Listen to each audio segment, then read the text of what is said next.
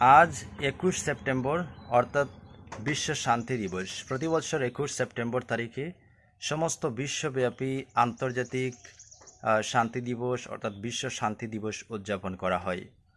এটি আসলে জাতিসংঘ কর্তৃক ঘোষিত একটি আন্তর্জাতিক দিবস, যেটি ১৯৮১ সালে সর্বপ্রথম উদযাপন করা হয়েছিল।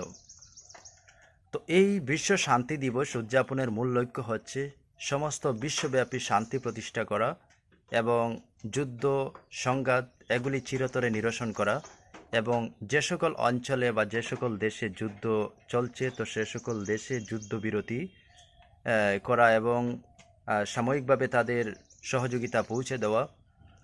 তো এই দিবস উপলক্ষে সমস্ত বিশ্বব্যাপী প্রত্যেকটি দেশে বিভিন্নভাবে বিভিন্ন কার্যসূচির মাধ্যমে এই দিবসটি উদযাপন করা হয়, যাতে সমাজে দেশে সর্বক্ষেত্রে শান্তি প্রতিষ্ঠা করা যায়, এবং শান্তি প্রতিষ্ঠাই হচ্ছে এই দিবসের মূল লক্ষ্য।